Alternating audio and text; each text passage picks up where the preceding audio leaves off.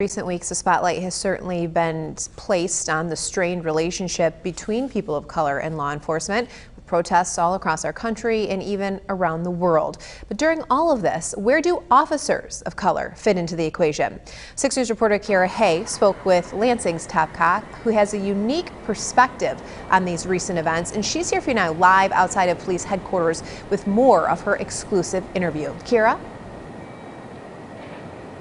Yeah, Lauren, I had a one-on-one with Police Chief Daryl Green for nearly a half an hour, and he says one of the main reasons he got into law enforcement is because he wanted to help mend the relationship between black people and police.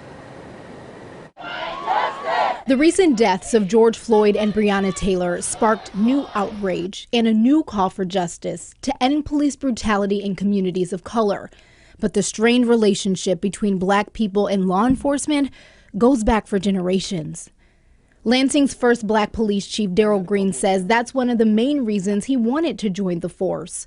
Because I wanted to make a difference. But in 1997, when he became an LPD officer, Green quickly learned you're still black before you're blue. When I had a bachelor's degree, I was a veteran, and I still got questioned by many of the officers and felt belittled. And I was asked, well, how did you get the job? And it wasn't just Green who felt belittled or treated differently. In the early 2000s, several officers of color filed racial discrimination claims, saying they experienced racism in the department and saw people of color treated differently in the public. 7 sued. Green didn't. He stayed. I knew that there were going to be other African-American officers coming up behind me, and so I took it as an opportunity to change the department. And not just Lansing's. Green says rising in the ranks has given him the opportunity to travel across the country and sit at tables with other chiefs and sheriffs and teach empathy.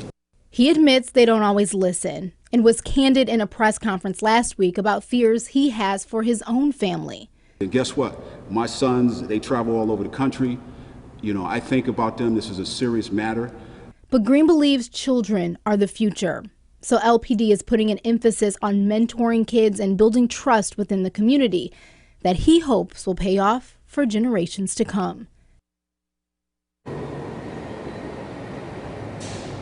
Later today, I'll be posting the full interview with Chief Green on our website at WLNS.com, where he talks about how he feels about the protests happening around the world and the state of law enforcement as a whole. Here for you in Lansing, KIARA, 6 News.